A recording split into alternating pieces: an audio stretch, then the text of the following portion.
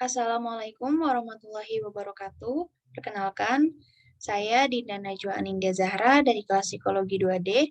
Oke, pada video kali ini saya akan memaparkan cara mengerjakan sebuah studi kasus dengan uji Friedman menggunakan SPSS dengan sebuah soal 7 orang juri telah menilai 5 orang koki. Nilai berbentuk ranking. Ranking 1 adalah yang terjelek hingga ranking 5 adalah yang terbaik. Hasil penilaian sebagai berikut. Nah, ini dia data yang di tabel ini akan kita input ke dalam SPSS. Langkah yang pertama adalah kita ke data view, lalu kita pindahkan data yang tadi.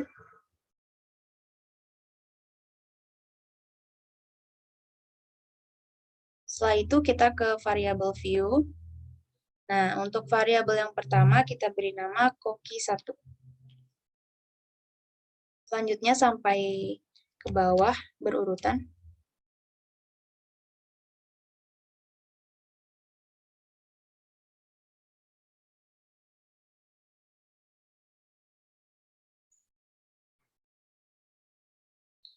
Nah, lalu kita ubah desimalnya menjadi 0.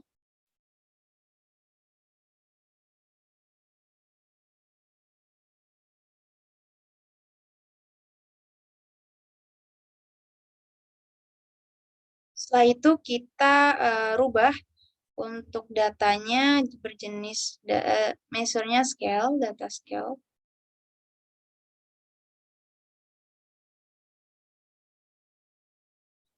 Nah, setelah itu kita langsung ke analyze, lalu non-parametric test,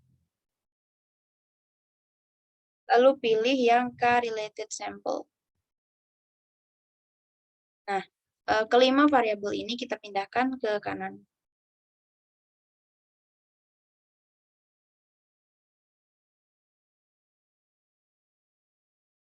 Setelah itu kita checklist yang uji Friedman. Nah, kalau sudah kita klik OK. Nah, ini dia sudah keluar hasil uji tes Friedman-nya. Ini ada tabel yang pertama, tabel rank. Yang kedua, tes statistik dengan p-value-nya 0,004. Nah, dari sini kita akan buat hipotesis statistiknya di Word.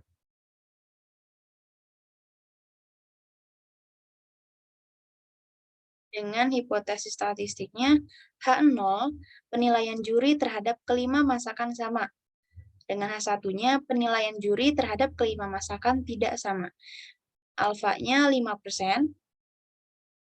Lalu ini statistik ujinya adalah tabel yang tadi kita peroleh dari uji di SPSS. Ini untuk kriteria ujinya, H0 ditolak jika p-value lebih kecil daripada alfa. Untuk kesimpulannya, berdasarkan hasil SPSS tersebut, p-value, yaitu yang sebesar 0,04 ini, lebih kecil daripada alfa, yaitu 0,005. Maka H0 ditolak. Jadi, dapat kita simpulkan bahwa penilaian juri terhadap kelima masakan tidak sama.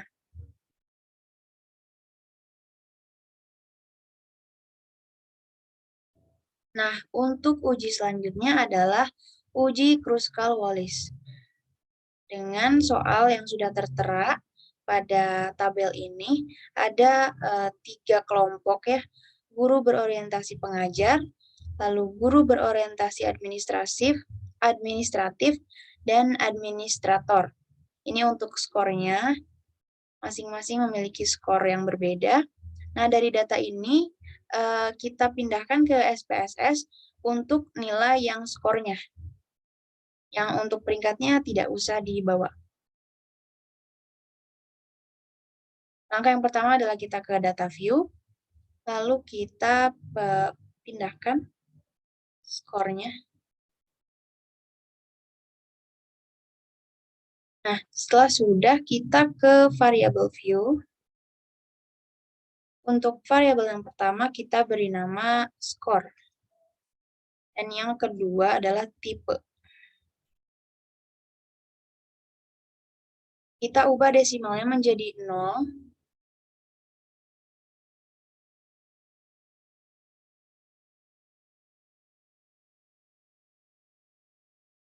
Nah, untuk labelnya kita, untuk variabel skor, kita beri label skor rata-rata sikap otoriter.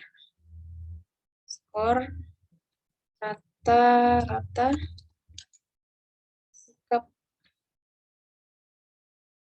otoriter.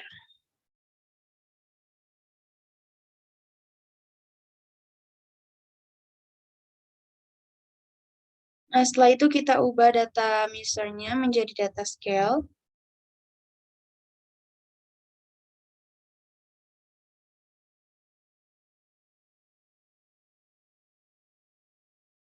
Nah, untuk yang tipe, kita beri label juga, tipe pengajar.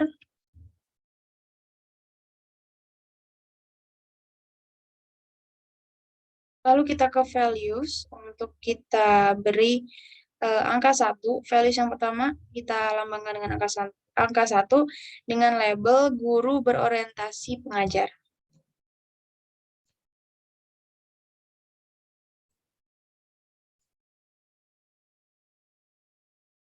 Lalu kita add. Untuk yang kedua, kita beri label guru berorientasi administratif.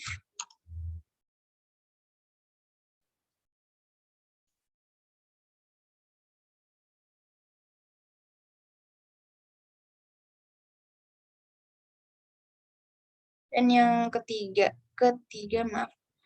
Untuk yang ketiga, labelnya adalah administrator. Administrator. Klik OK. Nah, kalau sudah, maaf, untuk yang tipe ini datanya adalah nominal ya, teman-teman. Nah, kalau sudah, kita langsung ke analyze, lalu non-parametric test.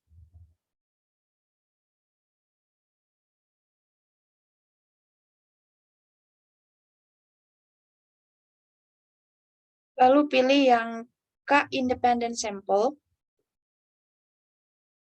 Nah, untuk yang skor, kita pindahkan ke tes variabel.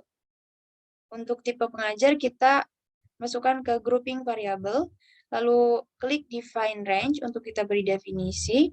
Nah, minimumnya adalah 1 dengan maksimumnya 3. Continue. Nah, di sini test type-nya kita checklist yang Kruskal-Wallis ya, teman-teman. Kalau sudah, kita langsung klik OK.